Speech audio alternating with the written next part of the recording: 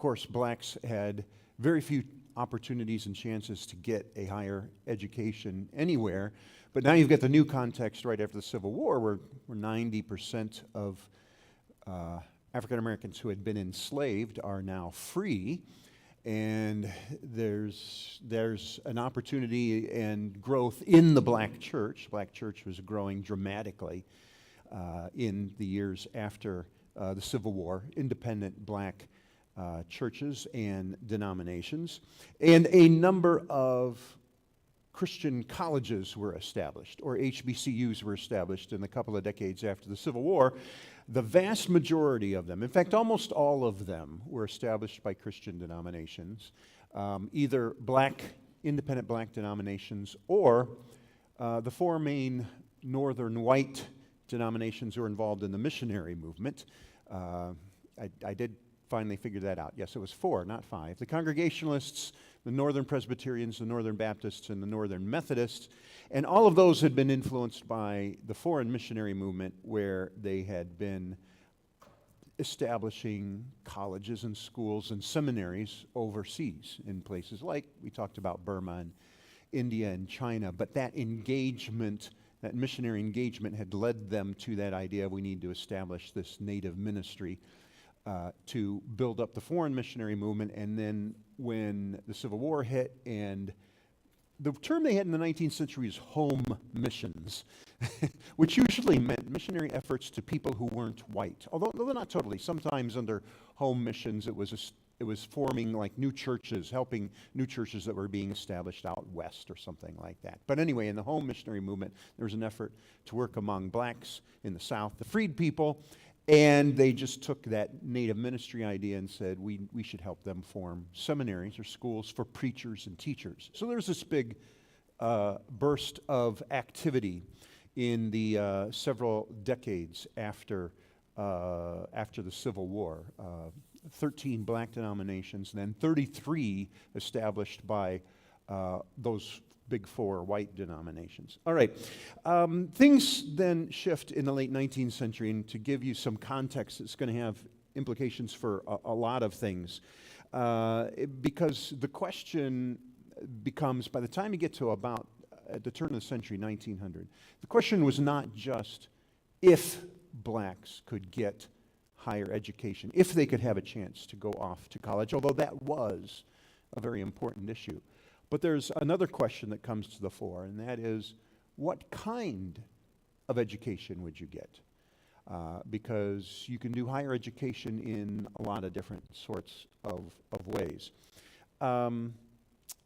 And there had been among the Christian HBCUs a pattern that was already established. There's also a story about the relationship between white donors and blacks in these colleges, which I thought about going into and I decided not to. There were areas of cooperation, an area of tension. There's always sort of an issue. Donors want to have control of how their money is spent. So you give white donors to black colleges, and sometimes blacks and whites see differently about things. And how many blacks are you going to have in leadership and in what sort of positions? And whites were slower to put blacks into leadership than blacks wanted to be. But the point is, or rather I should say, one thing we do have to recognize is that at least these white denominations were giving money and helping blacks form colleges. Anyway, let me move on from that, because the bigger problem is this. Racism got a lot worse in the 1880s and 1890s and 1900. It's never a steady sort of trajectory. It kind of goes up and down for a number of complicated reasons, but it got more critical after Reconstruction collapsed in the 1870s. You end up with segregation didn't start right after the Civil War. It didn't start until, it didn't really get implanted until the 1880s and 1890s. And then on top of that, in the 1890s, you have a really nasty outbreak of lynchings where blacks are accused of something and then they are just killed without any benefit of a trial or the civil protections under the Bill of Rights and that sort of things, and lynchings, system of intimidation and terror, oftentimes to kind of keep blacks in their place, and in fact segregation and lynchings together. Part of the idea was, part of the underlying assumptions or feelings or emotions were there was a place for blacks in society, and it was in manual labor and at the bottom rungs of society. And it affected, I should say this, it affected not just the South, but it also affected the North in many ways. But this is going to have implication for education because what you ended up with, if I could go on, a couple of federal laws that we need to mention. Of course, one of them is Plessy versus Ferguson, which you may be familiar with. This is the Supreme Court case that said that segregation was constitutional. That said, later this is going to be overturned by Brown versus Board of Education, but it said that states could set up separate segregated facilities as long as they were equal. The separate but equal idea was embedded in Plessy versus Ferguson. And that's going to have implications for, well then, what about education? If you're providing colleges for whites, shouldn't you provide colleges for blacks? Because the 14th and 15th Amendments, during Reconstruction, it said you can't discriminate on the basis of race. That's the 14th the 14th Amendment. 15th Amendment is blacks should have the right to vote. The Second Morrill Act. Boy, I'm really sounding like a history professor here. We're talking about policies and government actions, but it does have implications. The first Morrill Act, passed during the Civil War, was what? Where the federal government got involved in higher education, and the federal government would give land for colleges and universities. Think Big Ten or SEC. A lot of those state universities, a lot of them were like agriculture and mechanical universities originally, Purdue and Michigan State, but even Ohio State and Indiana universities, which were more liberal arts, were given land by the government, and now the government is involved in higher education and spurring higher education. The second Morrill Act applied specifically to race, and it gave money to states to build colleges for blacks as well. So you put these things together, and on the surface, they sounded to a lot of people like equality. Separate but equal, and then here's money to blacks. But they were never equal, is the problem, of course. And secondly, the way that the segregation worked in this case is that it always sent the message that blacks are second-class citizen. And one of the key things is you could always do separate but equal on the lower levels, but when you get up to the top, you can't do separate but equal. Somebody's going to have to be in charge. You can't have a separate but equal legislature. You can't have a white legislature and a black legislature. You can't have a white board of trustees for a college and a black board of trustees for a college. They can't be separate and equal. So it is inherently unjust. But that wasn't worked out very, very well. But the result of this was, though, many whites in the South, white politicians are like, well, if we're, if we're going to be constitutional, because there's pressure on some people to say, well, you're breaking the Constitution because you're not even providing, an equal. You're not even providing anything. The result of this is they said, okay, well, we're going to set up colleges for blacks then. And so you combine these two, you get some state efforts at building black colleges from the government. And so these are like, you might call them secular HBCUs as a result. And starting in the 1890s, 17 new HBCUs, these are state-funded government colleges, were set up. Two things. Surprise, surprise, unfortunately, they did not get the same amount of money that white colleges and universities did. In fact, by percentage, the amount of money overall that black HBCUs got from the government was in the single digits compared to what white colleges and universities got. But here's another one. This is significant for our story this morning, especially as we think about how Christian faith has worked in our society. What kind of education do you give to blacks? And these institutions that were set up by the state overwhelmingly were geared towards what was called industrial education, agricultural, mechanical arts, or what we sometimes have called in the 20th century VOTEC, vocational technical education. And there are great things about that kind of education. I mean, I don't want to disparage that at all. And it was actually very important. You're getting basically, people are getting trained for particular kinds of skills, for particular kinds of jobs when it comes down to it. And this actually was fine with a lot of whites in the North and the South, actually. This is appropriate for blacks. Give them skills for a job. They're coming out of slavery where it's just manual labor. Now it's 20, 30 years later and their children. Sure, vocational education. But there is a problem in this way, I would argue. If vocational education is the only kind of education you're offering to blacks, you are cutting them off from a whole host of other kinds of opportunities as well. And there are Christian implications for this, as we are going to see.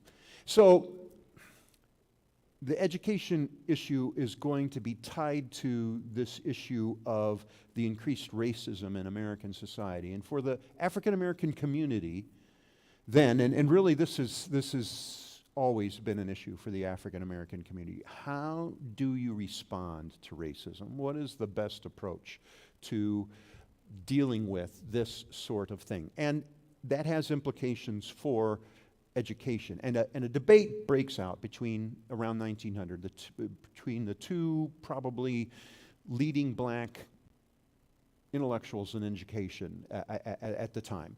One of them was Booker T. Washington. And he gave one approach. Booker T. Washington, I think, was the only black person in history I learned about in elementary school. I don't know if there's, how many of you learned about Booker T. Washington? I mean, to me, that's very telling. And he was a wonderful man and a great man. But I'm going to, I have a little criticism of Booker T. Washington. It's not just my criticism, but we'll get to this in a minute. Booker T. Washington was born into slavery. Then the Civil War came, and he after the Civil War attended actually the one HBCU that was established by the government for vocational education, Hampton Institute in Virginia. And so he got a vocational education, although he spent 1 year at Wayland Seminary, which was a black Baptist seminary. So he did get some education there. But then he became a professor at Hampton and then was pretty talented. In 1881, a new institution was being opened up in Alabama, Tuskegee Institute. And he was tapped to be the head of Tuskegee. And Tuskegee was mostly industrial ed, but it was also to train teachers because providing literacy for blacks was very, very important. So Booker T. Washington goes to Tuskegee Institute, and that's the institution that he's going to be connected to during the rest of his life and that he's famous for. And he did some really great things at Tuskegee Institute. But Washington takes one approach towards racism that has been present in the black community and actually is still present in the black community in various forms today. And that is essentially, look, if blacks will work hard and be honest and follow the law and do good, then whites will see their goodness, and in essence that will eventually end racism. And so what that meant for education is Washington said, yeah, we're facing terrible racism right now. Well, we have to endure it for a while. And in the meantime, he said, vocational education is the answer. If blacks would get skills for a job and, gradually, work their way up economically, it's kind of like a black version of the American dream. The immigrant, you come over to the United States, you work hard, do what you're supposed to do, and you can eventually, from one generation, move up the ladder. He ends up downplaying political engagement in this formula, and there's a lot of trust here that whites will be able to just look at blacks and say, yeah, these are good people, and that will end racism. That's the criticism. In fact, that criticism comes from this black intellectual, W.B. Du Bois. W.B. Du Bois went to actually some Christian HBCUs, some of those, Fisk University, which was set up by the AMA, American Missionary Association, which was congregational, had Presbyterian influence in it too. I got to say that for Presbyterian. Had some Presbyterian influence. And then he went to Harvard, first black person to get a PhD at Harvard, W. Du Bois. He was brilliant, wrote 16 books, 5 novels, 2 autobiographies. And his view of education is different. We need some blacks, he said, who are going to achieve sort of the highest intellectual levels of that whites also achieve. And we need not just vocational education, but we need professional education. And we need blacks who are going to be doctors and lawyers and businessmen and politicians. And also, W. Du Bois was not convinced that just being good is going to convince whites to drop all their discrimination and prejudice, because sometimes you're good and either whites don't see it or they say, that's nice, you're a good black person, but it doesn't change their racism. And so he said, it's not that blacks need to learn self-help, pull yourself up by your bootstraps, the American dream sort of thing. But there's a problem in the system that is basically preventing blacks from getting opportunities. And so his two-pronged approach was, you do get involved in politics, you get involved in civil rights, and you try to make political changes. But also, number 2, you need an education where blacks are going to enter into the highest levels of society. That's why they become politicians and doctors and lawyers and top businessmen and that sort of thing. And Du Bois popularized an idea known as the talented 10th. Yeah, by the way, he became a professor at Atlanta University, which also was a black HBCU formed by missionaries. But the talented 10th, which he popularized in an article in 1903 in The Crisis, was that at least 10% of blacks need a higher education that will make them, lawyers and doctors and businessmen and politicians and so forth. And he criticizes, within the black community, this big debate that breaks out. And he criticizes Booker T. Washington very specifically on this. He says, Booker T. Washington, he says, look at Washington. Washington has, as helpers, the sons of a Negro senator, trained in Greek and the humanities, and graduated at Harvard, the son of a Negro congressman and lawyer, trained in Latin and mathematics, and graduated at Oberlin. He has as his wife a woman who read Virgil and Homer in the same classroom with me. He has as college chaplain a classical graduate of Atlanta University, as a teacher of science, a graduate of Fisk, as a teacher of history, a graduate of Smith. Indeed, some 30 of his chief teachers are college graduates, and instead of studying French grammars in the midst of weeds or buying pianos for dirty cabins, they are at Mr. Washington's right hand helping him in a noble work. And yet one of the effects of Mr. Washington's propaganda has been to throw doubt upon the expediency of such training for Negroes as these persons have had. He says, look, Booker T. Washington says you should have vocational education, but all of his professors at Hampton come from a different kind of education. That training in the humanities, what we might call the liberal arts, in various ways. And he says that's what we need in the nation also, educationally, is the opportunity, not everybody, that's why, the 10th, not everybody, but at least a proportion of blacks need to be trained in these areas because it will give them entrance into the highest levels of society, but also because he said there's something about this kind of education that is very, very important in terms of how it shapes a person and what it does for a person. And so he said the talented 10th of the Negro race must be made leaders of thought and missionaries of culture among their people. No others can do this, and Negro colleges must train men for it. The Negro race, like all other races, is going to be saved by its exceptional men. Which does sound a little bit, it is a bit elitist. The exceptional men are going to be the ones that are going out and doing those things. But I think in the context, especially of racism, it's like, no, for the African American community, this is an opportunity for blacks to enter into, if it works out, the highest positions of influence in society. Now, I do want to point something out here. Du Bois popularized this idea of the talented 10th. And at the time, this became, when you're talking about blacks in education, it was a pretty common phrase at the time. Today, most people don't remember this, but in the early 20th century, for the first few decades, this was a term that was thrown around quite a bit when you were looking at questions of racism. I want to point out, he actually did not invent the term talented 10th. It came from Henry Morehouse, who was the head of the American Baptist Home Missionary Society.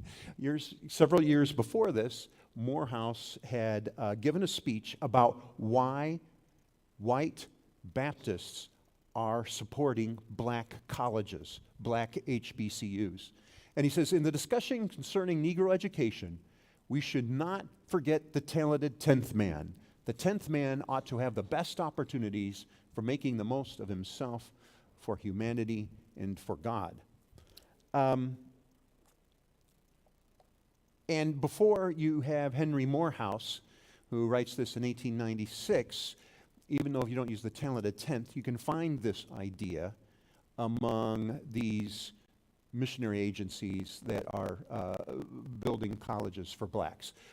This is Thomas Jefferson Morgan, who was the president of the American Baptist Home Missionary Society, and a few years before that, in 1889, we Baptists established colleges for blacks so they can become great preachers, lawyers, physicians, philosophers, scientists, and statesmen. And my point here is that here is this link. Oh, and I should also mention, Jefferson said, black colleges could do for blacks what Brown, Rochester, Bucknell, and Vassar did for whites. Those are all Baptist colleges. That's why, and he's Baptist, that's why he names those in particular, denominational loyalties. You could say Yale and Princeton and Radcliffe, and I don't know. Anyway, but the point is, you have built into what the missionaries were doing with their Christian HBCUs, an implicit and then now increasingly explicit statement of equality. These people are capable of the highest levels of accomplishments in society, which today we take for granted, but in 1900 was an open question. A lot of people were really not sure that blacks were capable of this. In fact, a lot of people were convinced that blacks were not capable of these kinds of things. But you can, trace it back, like in our story in Burma, when it's, do you ordain the Quran as ministers? Are they capable of this? And they finally decided, and Solomon Peck said, yes, they are capable of this. And this is what we're doing with the Native ministry. We're going to train preachers and teachers. Those colleges for blacks in the 1860s and 70s was first geared with the Native ministry in mind. We're going to teach black preachers and teachers in the South. And then they started adding, as a lot of colleges were in 1870s and 80s, other what we might call professions to the whole thing. We're also going to have training for doctors and training in law. Law schools pop up at this time. And the idea of the professions starts to get embedded across America in all colleges and universities. And in these Christian HBCUs, those get added into their curriculum as well. And you've got this implicit idea, yeah, some blacks are going to be achieving at the highest level highest. That's a bit elitist too, isn't it? At these particular positions in society that are of great influence and power. Let's just put it that way. We're going to have a door open to them into these areas. And W.B. Du Bois was right on top of that, fully agreed with that and took that and popularized it. And added one thing. W.B. Du Bois said, we will also draw upon black culture. We're not just going to become exactly like whites. We're also going to, he had a bit of a sense of black pride in his view of education also, which is another issue which I won't go into in this much now. But now, whites, so you have this debate, Booker T. Washington and vocational education, W. Du Bois, no, we got to fight for civil rights, and we got to have blacks at the highest levels of influence in our institutions. The vast majority of whites loved Booker T. Washington and not W.B. Du Bois. Actually, there's some whites that didn't like any of them. Teddy Roosevelt invited Booker T. Washington to the White House, and he got a lot of criticism just for inviting Washington to lunch with him. Like the President of the United States shouldn't even having a black man at his table, unless he's serving him as a waiter. But for those most whites who are looking at black education, they like Booker T. Washington. And there's some reasons for this. Number one, it's just sometimes whites are thinking, yeah, blacks, vocational education, that's what they've got to do. And there was this also sense in Booker T. Washington that these will teach certain sort of characters of frugality and honesty and that sort of thing by going and just doing your job. It also works with whites because it seems to fit with sort of the American ideal, which was, come to America and you work hard and you'll work your way up. But the other reason a lot of whites like Booker T. Washington's idea was it put the locus of all the entire racial issue on the shoulders of blacks. What do whites have to do in this situation? Nothing. Except for maybe give some money to black colleges. But are there any problems with racism among whites? I mean, Booker T. Washington is pretty much saying it'll be solved. Whites will just sort of naturally come around. And it doesn't cause whites to reflect upon themselves. W.B. Du Bois, on the other hand, says, no, the problem is racism in society. And implicitly, the problem is whites have got to, start examining themselves. Well, you know how human nature is. We don't like to look at ourselves and say, yeah, I'm part of the problem, or I am the problem, or that sort of thing. And so that's why I found it very interesting that when I was in elementary school, I learned about Booker T. Washington back in 1970, and not W.B. Du Bois.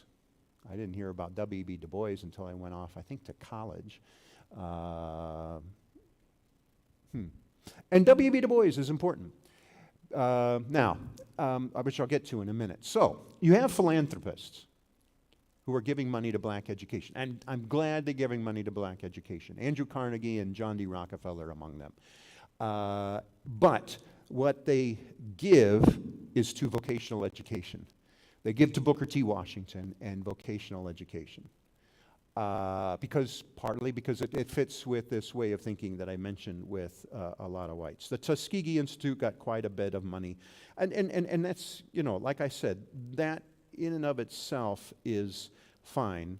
But underlying this, Andrew Carnegie set up the Slater Fund, which was designed to give money to vocational education.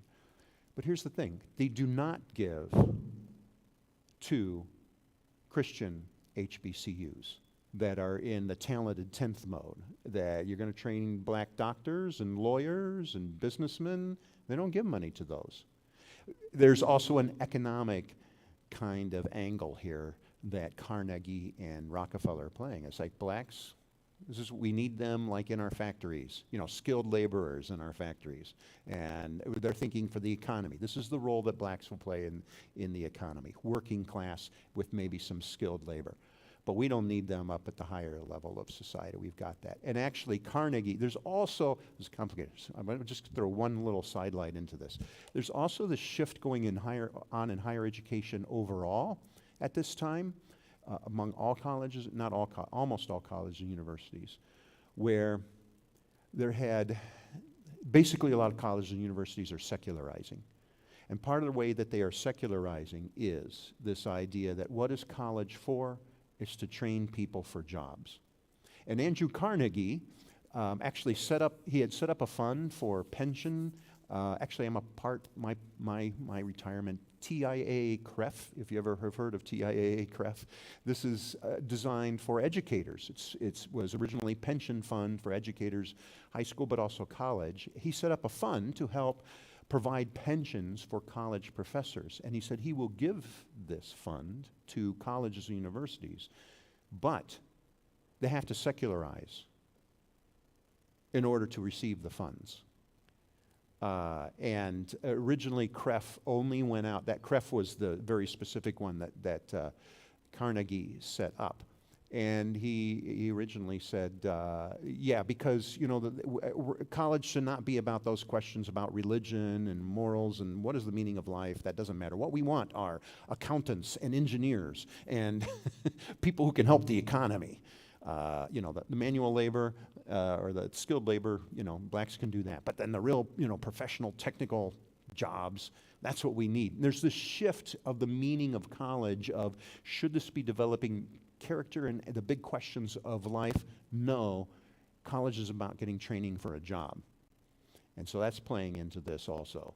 So anyway, and there were a lot of colleges that dropped their religious connections and their denominational affiliations and their Christian identity to receive money from Andrew Carnegie. Now, it wasn't just that was the thing that caused it. It was like they were already secularizing to the point they had already in the previous decades bought into the idea that, college is about nothing more than training for a job, and they flipped over. And so this was part of the secularizing process. Anyway, that's a little sidelight on education. But I want to mention something. John D. Rockefeller was a Baptist. He was very involved in the Northern Baptist denomination. And the Northern Baptist home missionary officials went to him and said, how about giving money to Morehouse University, now named after Henry Morehouse, or Richmond Institute? Now, he didn't. He'll give it to industrial. Even with the Baptist thing, Rockefeller did not really, in any noticeable way, support those colleges. He was for vocational education for blacks, but not this higher level. I'm sorry, my elitism is showing too. Not for this type of education that involves humanities and liberal arts and that sort of thing. But I want to point something out. These institutions continued to give money to fund these black HBCUs.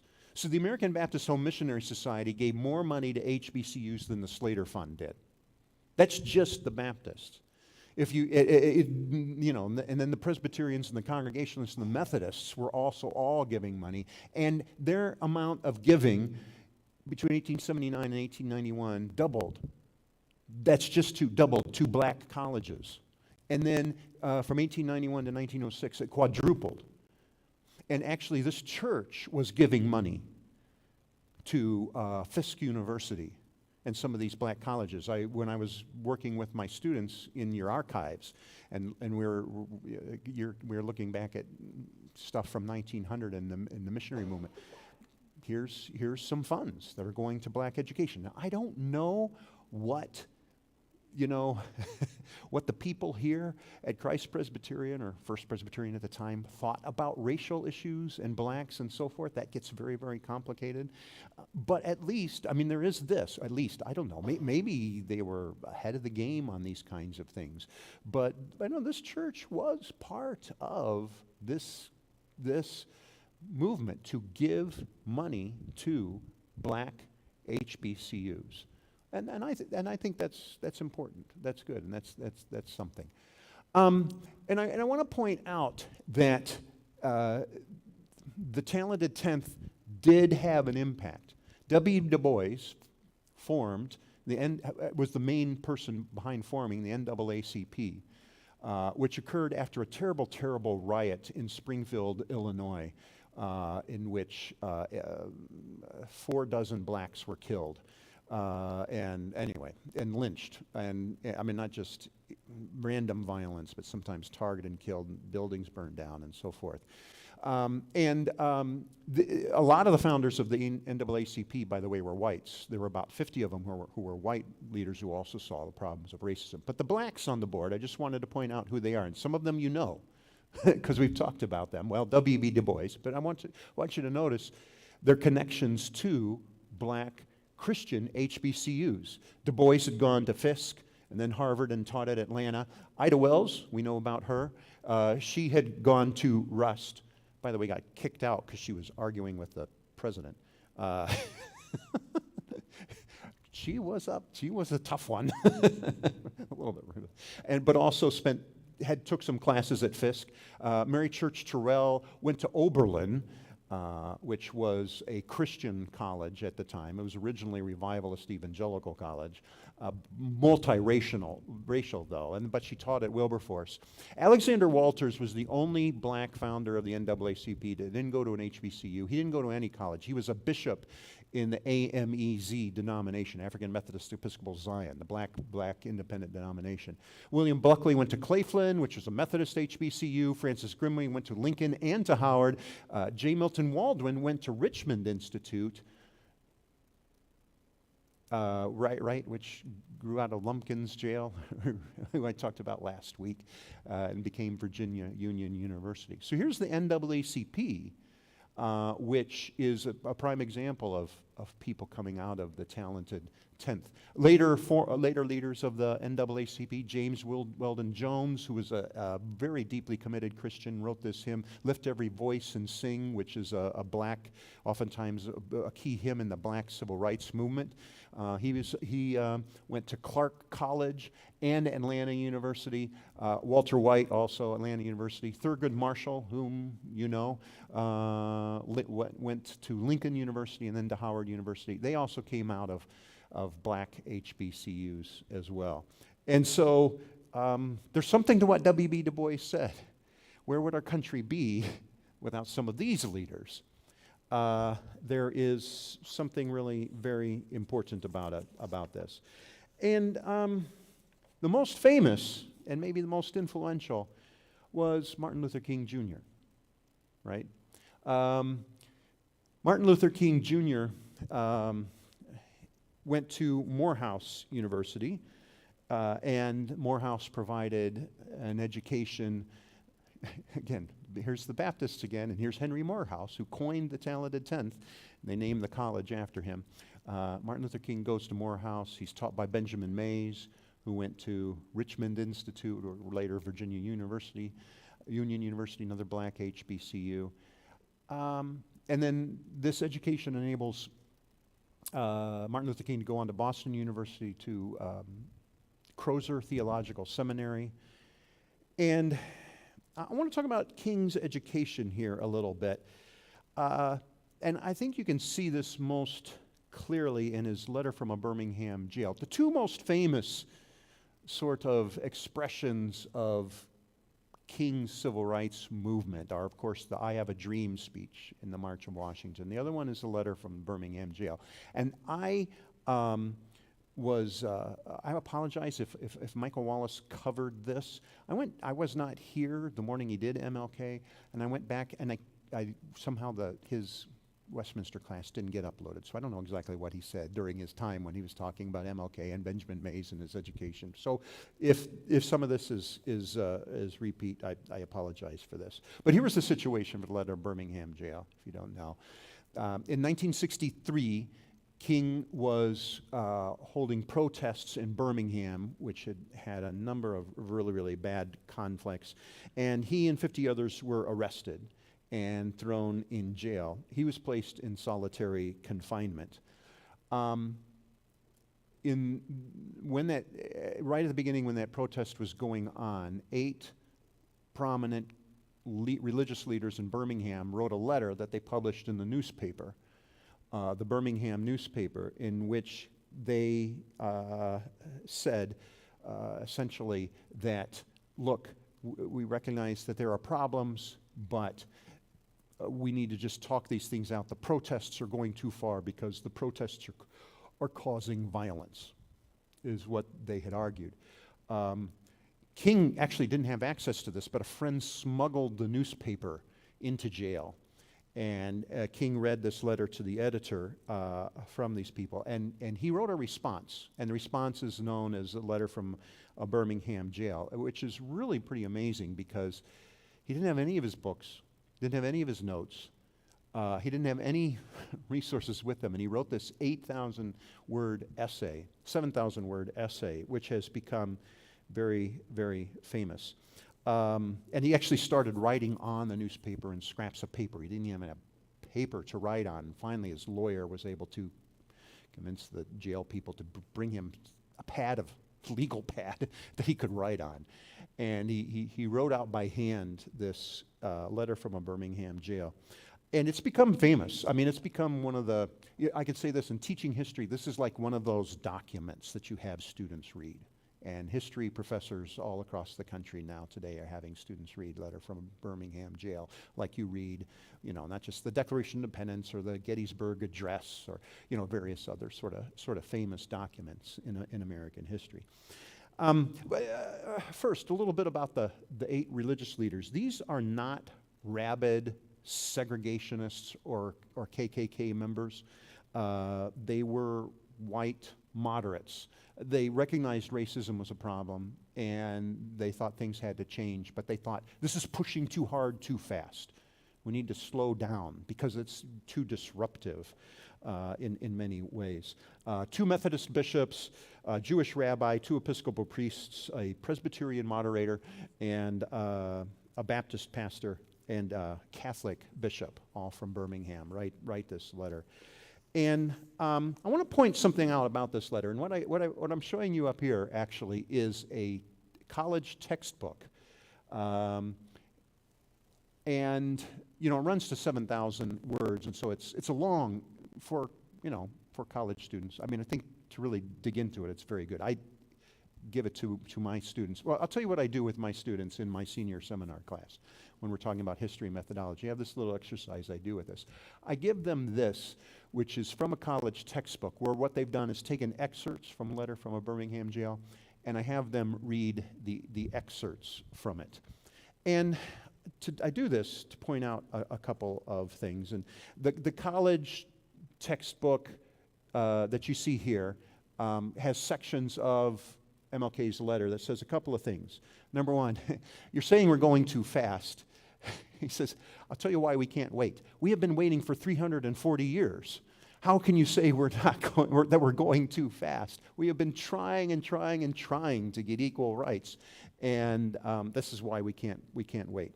But then the other thing he says, we've broken laws by protesting, and he says you're concerned that we have broken laws.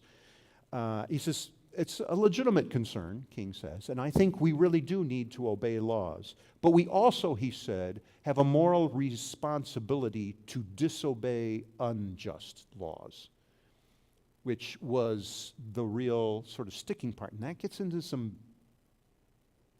interesting and rather complicated sort of questions. Well, that's what you find here. I give this to my students. I have them read this. Then I give them the full letter. And I have them read the full letter.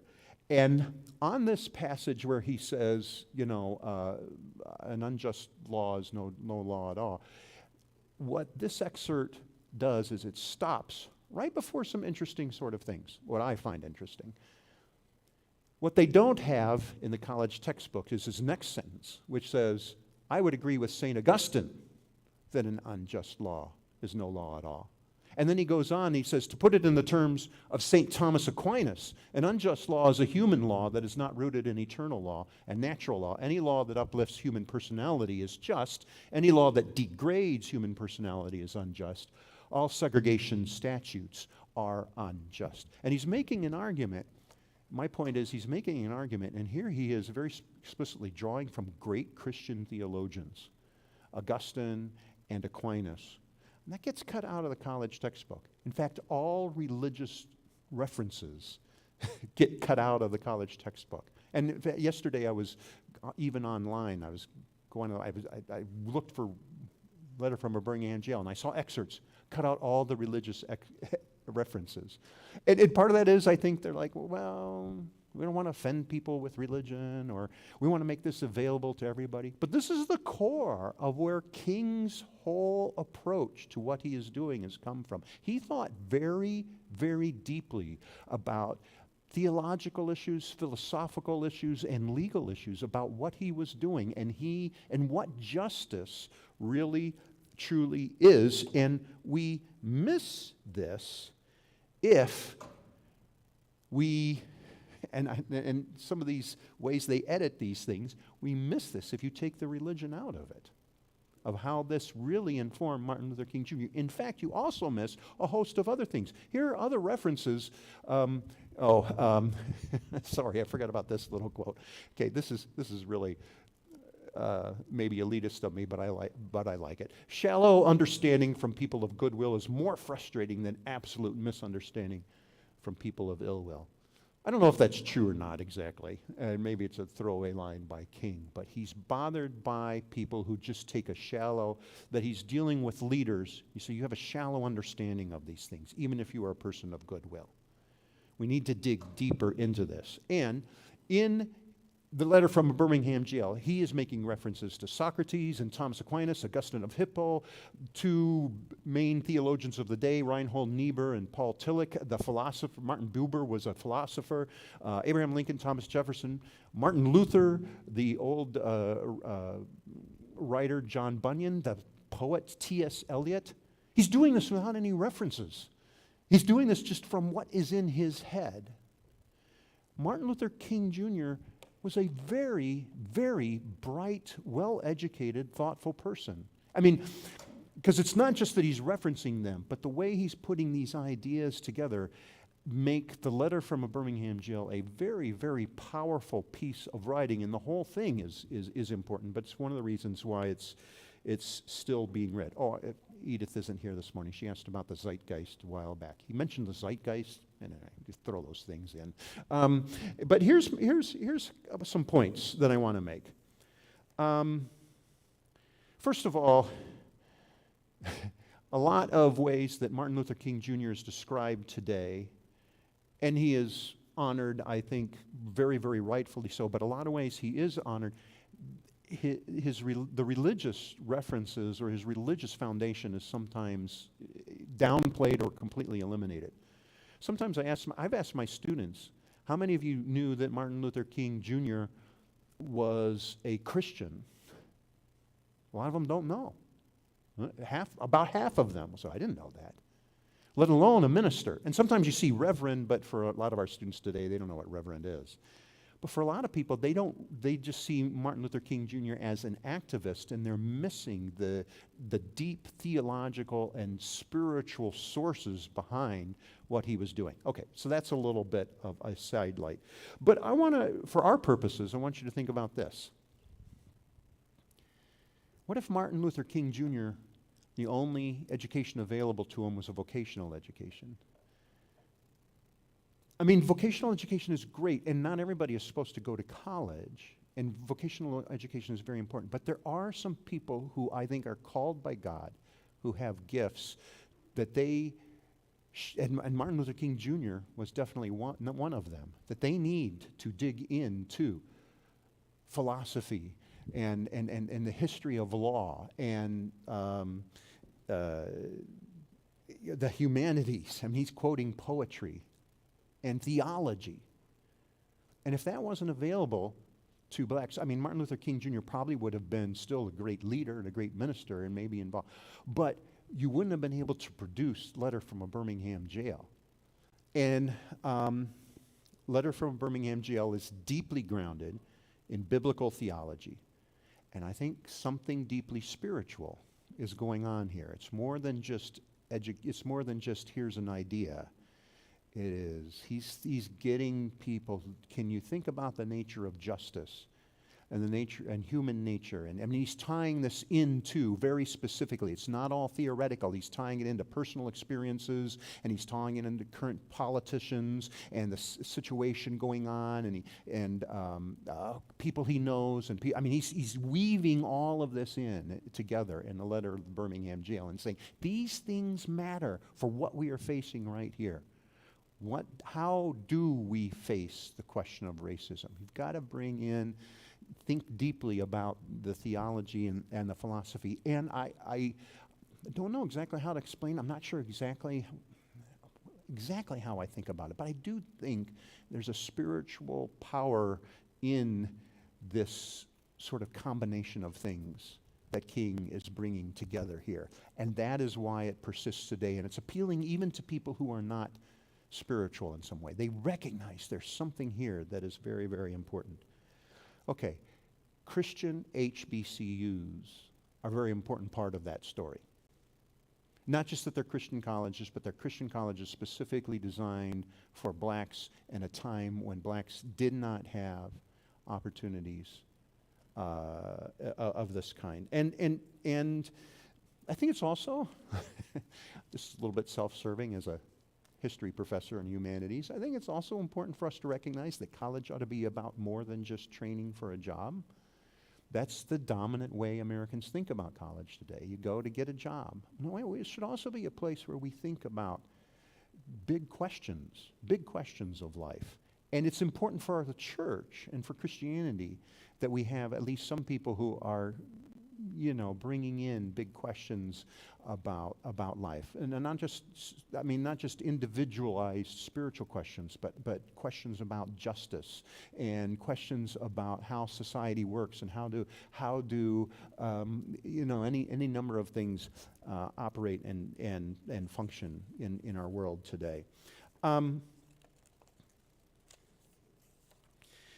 And King's movement, but also his letter from a Birmingham jail, is a great gift to us. It's really a great gift to, and it's not only a gift to blacks working for equality and end the segregation. It's a gift for white moderates and white liberals and whites, and actually it's an inspiration for people around the world in many places. Shortly after this, King won the Nobel Peace Prize. I think Christian higher ed was a key part of that whole process. Here's some other alumni from HBCUs. These are more contemporary, most of them. David Dinkins, who was the mayor of New York, and Kamala Harris, you probably heard of her. Alice Walker, who wrote the Color Purple, and Spike Lee, who's a movie director, and Toni Morrison, brilliant writer. Gladys Knight and her Pips. Felicia Rashad, who is an actress and on The Cosby Show. Langston Hughes, another great writer. Samuel L. Jackson, another actor. One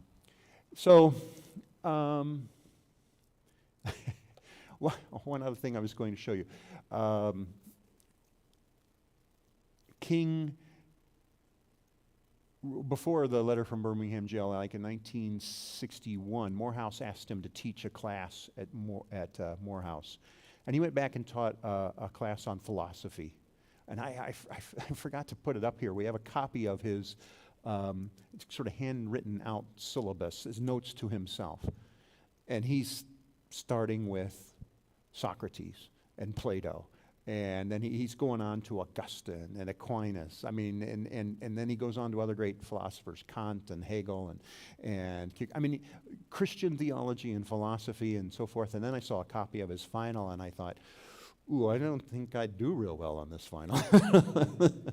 Now, maybe if I took his class, then maybe at the end I would be able to do all right on this final. But they were all raising questions, and in the final, he's asking questions where he's asking students at Morehouse, relate the civil rights movement to what these people say about justice. Critique Aristotle's view of slavery. How does that? I mean, he's making connections between very important ideas. How do you know if a law is unjust or not? Can you disobey do you have a moral responsibility to disobey an unjust law? I mean, these are tough questions that in practical terms are not easy to work out. But that is kind of the underlying sort of thing that was animating King's thinking. And King drew a lot, I should also mention, from the Old Testament, from the Bible, but especially the prophets, Jeremiah. And I'll close with this point.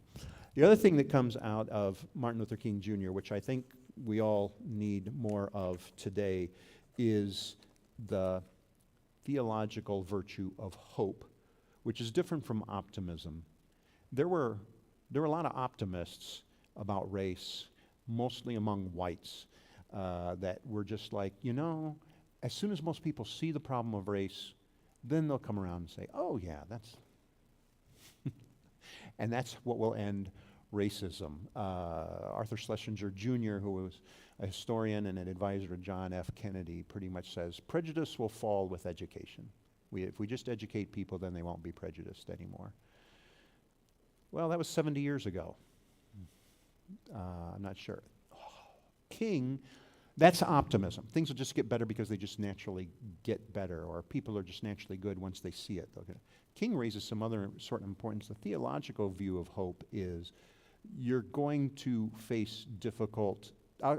Let's put it this way. It can be summarized by Jesus in John when he says, in this world you will have trouble, but take heart, I have overcome the world. That's hope, recognizing, number one, things aren't just going to get rosy and nice and easy automatically. You will have trouble. But then the source of our hope is God. That ultimately God is the one who is bigger and is in more control, who is in control, who is sovereign, I guess, if you want to say. Human nature is flawed. We can't I don't think we can trust humans just on their own to make everything right. And this is King's understanding of hope. And a lot of blacks understand that very, very deeply. And a lot of whites, sometimes we tend to think, usually because we're operating from comfortable positions in society, things will just get better. Sometimes when I ask my students questions like this, and I say, well, yeah, are people basically going to figure out how to do good? I had a lot of students who are like, yeah. I don't ever have black students say that. Black students are like, no. There's a sense that, no, human nature is deeply flawed. And King understood that. But there's a power, so our hope is in, there's a power greater than human nature. And that's underlying King's view of things too, which gets from biblical sources as well. All right, sorry, I went on a little bit longer than I intended to, but I do that sometimes. Questions or observations? Yes, we don't want to wait for the.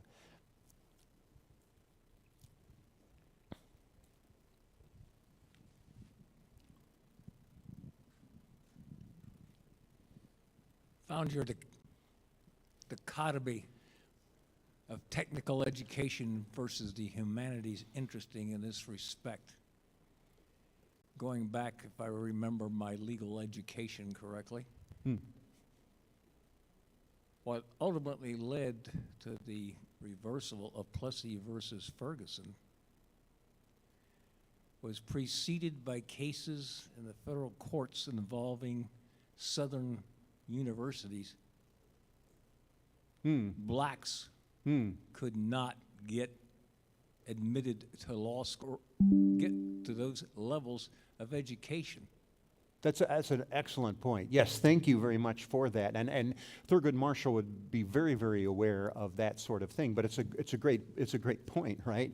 If if you're only educating for vocational education, then you're not allowing blacks into law schools. And it shows that, yeah, there's inherent inconsistency there. Yeah, so coming right out of the legal profession like that. Yeah, I think I had heard that somewhere along the line, but that's an excellent, excellent point. That illustrates that. Huh? It illustrates your point. Yes, it does. It does. It does. Which is not my point alone. I'm drawing from, historians and those sort of things. But oh yeah, when you're teaching, all my best ideas are stolen from other people. When you're teaching, you can't footnote everything. But I do want to, there's a good theological point there, although too, that we all are drawing from other people. Or let's put it this way, people who have gone before us, we need to be thankful for. There are a lot of people who have gone before us that we need to be thankful for, and the Christian idea of the saints, the cloud of witnesses that have gone before us. And some of them are non-Christians who have done things for justice, for instance. But we should be grateful if we believe that racism is wrong. I don't think we get a lot of credit for that ourselves. Like we've worked through that and figured it out. It's because we've been taught or socialized, or a lot of it is due to, things we have picked up from other people who have come before us. And Martin Luther King Jr., of course, is a very important person in that whole process in terms of racial issues in the United States, but also people who, overturning Plessy versus Ferguson because they're challenging those law school situations. So thank you very much. Let's close with a word of prayer. Father, we do thank you for people who've come before us, and we pray that you would help us to realize our calling in whatever it may be, and that we would be able to be open to and draw from the wisdom of people who've come before us. We thank you for these courageous acts of perseverance and hope and faith and self-sacrificial love that we can see in many of these people. In your name we pray. Amen. Next week we'll start a 6-week series with Pastor Dave. The books are in the back. You can see how to purchase those, called Common Ground. We're going to start a discussion on gun violence in America. This class will be simultaneous with a Zoom discussion on Wednesday nights. But I bring it up just so you kind of get prepared, so you don't come into the class cold. If you want to, that's fine. But if you also want to do your homework, this is the text we'll be using.